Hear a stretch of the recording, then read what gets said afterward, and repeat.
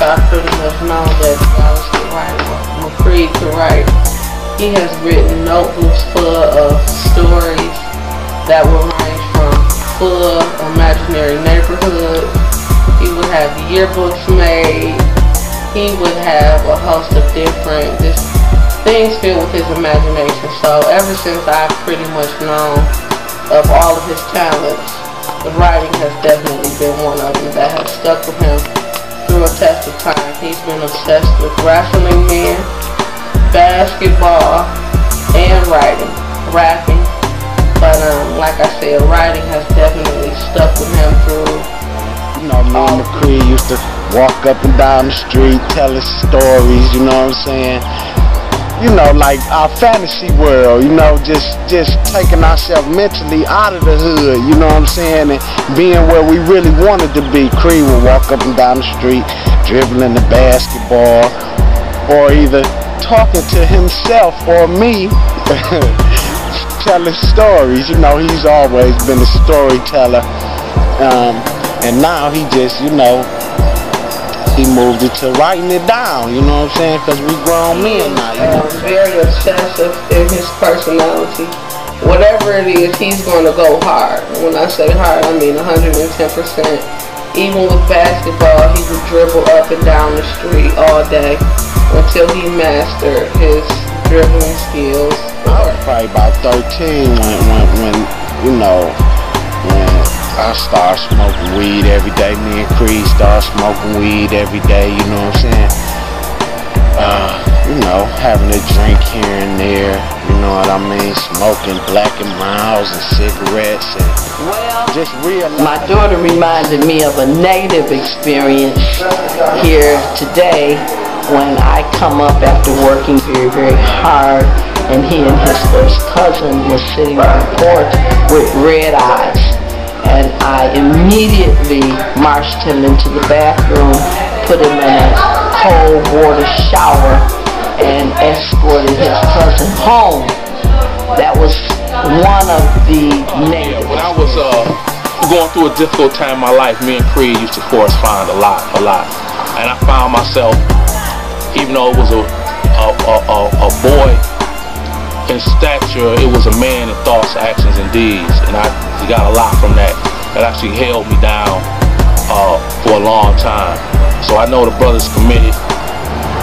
He need to grow in his patience, but I have a lot of fond memories of the brother. He is a truly good brother, and he's here today to prove that, because a lot of black males don't make it this far unless they are good people, because by that time they been got shot, killed, and locked up. My birthday, my 29th birthday came around, and I didn't really have a lot of family here. I didn't really have any plans, and Mycreed made that day very special. He took me around his family. They treated me like their own. He just put so much into making that day special for me. This man, when I say he's a giver, it's really an understatement, because he'll give everything he has once he's in. So they sung happy birthday, and I mean, there's just so many different experiences, but I remember during the birthday song, he had the biggest grin on his face, and you hardly ever really see him smile like that. I mean, ear to ear. And I felt so special and so loved and supported. Yeah, I've known him as a guy, single guy in the community, and as an author, but I saw him once over my older sister's house, who has 5 children, and their father has passed, and Mycreed walked in and he grabbed up my only nephew, or my oldest nephew now, because the other one was 1, but he grabbed him up and said, "Come on, we about to do these push-ups, man," and had him doing it. They was going hard, push-ups, like in the middle of the afternoon, and he was instilling a lot of discipline and a lot of other things that I don't understand as a woman into my nephew, because my nephew was bitching and moaning, and now all I really want to do is, I got homework, I got this, I got that, and Mycreed was like, "No, dog, you gonna finish these push-ups, we gonna do them together." And that was just, you know, a picture of a very strong man, and it would be great if a lot of other men in our community or, you know, our races, black men just stood up and did things like that with a young brother who they don't have any connection or anything to. He didn't know that young man anything, but he took the time out, you know, to make sure that young man got that.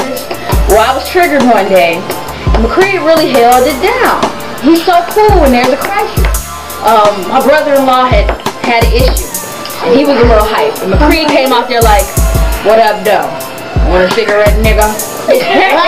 And that kind of diffused the whole situation. So Mycreed is the epitome of cool. Bringing cool back with the K. I feel like I'm the voice for my generation. I'm talking about people born in the 80s. The young black people born in the 80s, they experiences, I feel like I'm qualified for that too. Because I done walked in all walks of life. I done been to college. I done walked with the richest. I done walked with the social elites at Cass Tech. I went to private school, but I done also walked with those who was the total have-nots. The ones that came up and the ones that fell off. I used to smoke blunts with dudes who now smoke crack.